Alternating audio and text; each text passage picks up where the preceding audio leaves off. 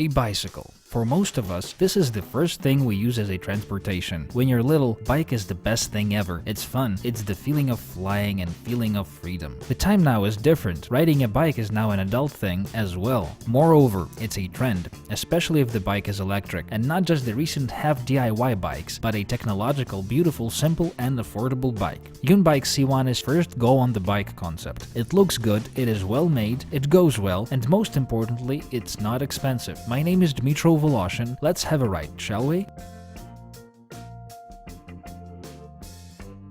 The bike hits the sweet spot with its design, in my opinion. It is supposed to be exactly the way it wound up being if you keep its purpose in mind. First important thing, this is a bike, a real bike. It is tidy, urban and modern. Second important thing, it doesn't go by itself, but it helps you to go. These two things make this bike what it is. It is light, simple, inexpensive and will go up to 70 kilometers on one charge. The first means that you can use it as an ordinary bike. It weighs 16 kilograms, that's 35 pounds in old money, and if you discharge it completely, it is still a totally usable bike. It has no gearbox, so the chain doesn't slip off and needs no gear tweaking. The brakes are simple but very effective and are very well made. No cheap components are used and there seem to be no shortcuts to lower the price. The second thing is that it just helps you to ride, which means that by trying just a bit, you can keep the speed of up to 20 to 25 kilometers per hour and go uphill without getting tired or even sweating, but still doing a bit of a workout. I personally use a bike to go to the work in the summer, and I think this bike is perfect for a city commuter. 70-kilometer range means that it will be enough even for the busiest day and still will bring you home at the end of it. It has also a 3-axis accelerometer and a gyro, allowing the bike to automatically help the rider to go uphill. It charges in 3 hours flat, which is fast. The charger looks like a laptop power brick and is very light. The battery is attached to the bike by a solid fixture and can only be detached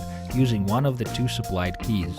The bike has Bluetooth and can connect to your phone to control the bike's power and lights, display charge remaining, the speed, current power level and the current maximum range. On the right of the handlebar there is a small backlit display with 2 buttons and a small lever right under the right thumb. That is the throttle. Buttons control the power output of the bike in 5 different positions and also reset the odometer and control the screen's backlight. On the bottom of this assembly there is a USB port covered with a rubber tab. It can charge your phone while it's mounted in the supplied phone holder, for example. It outputs 1 amp. There are tail and headlights, front headlight being a reasonable 4 LED 200 lumen light. The tail light has a few blinking modes and is on the back of the battery itself. The on-off switch for the whole bike is also on the back of the battery. Interestingly, the battery of the bike has its own USB port, which turns this battery into a giant power bank. It can fully charge a smartphone 22 times.